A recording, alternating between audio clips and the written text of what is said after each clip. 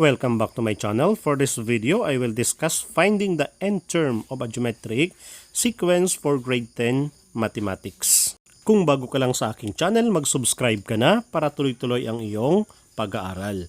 All levels ng high school mathematics ang inia-upload dito.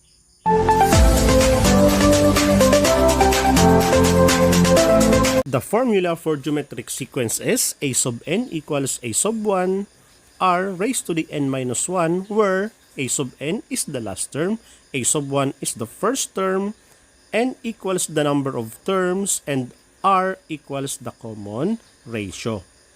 Problem number 1, find the 10th term of the geometric sequence 1, 2, 4, 8, and so on.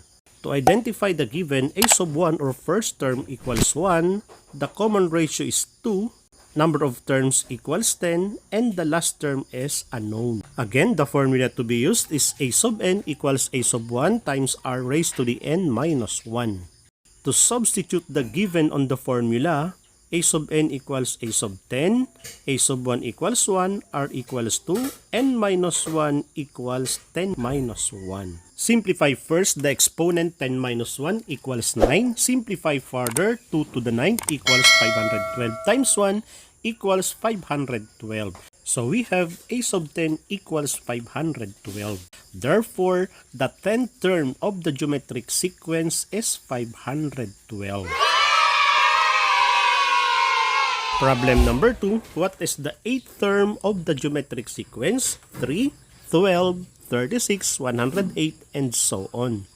Again, identifying the given, the first term or a sub 1 equals 3, common ratio equals 4, number of terms n equals 8, and the last term is unknown.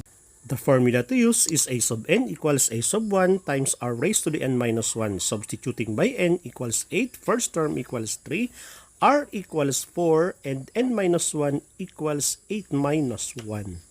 Simplify first the exponent n minus 1, we have 4 to the 7. Simplify further, 4 to the 7th, we have 16,384. Multiply to 3, we have 49,152, which is equivalent to the value of a sub 8. Therefore, the 8th term of the geometric sequence is 49,152. Problem number 3, what is the 6th term of the geometric sequence whose first term is 12 and the common ratio is negative 3? Again, on the problem, the first term is 12, the common ratio is negative 3, the number of terms is 9, and the last term or the 9th term is unknown. Substituting those values on the formula, we have a sub 9 equals 12, quantity negative 3 to the 9 minus 1. Simplify the exponent 9 minus 1 equals 8. Simplify further, negative 3 to the 8 equals 6,561. 6,561 times 12 equals 78,732, and that is now the 9th term of the geometric sequence.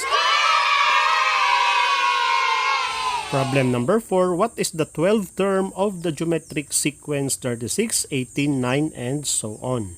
Identifying the given, a sub 1 equals 36, common ratio equals 1/2, number of terms equals 12, and the 12th term or the last term is unknown.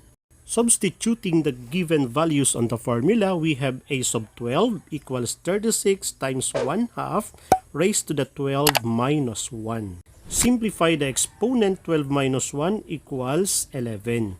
Simplify further, 1/2 to the 11 equals 1 over 2,048. 36 times 1 over 2,048, cancel 36 and 2,048. The GCF is 4, so 36 divided by 4 is 9. 2,048 divided by 4 is 512.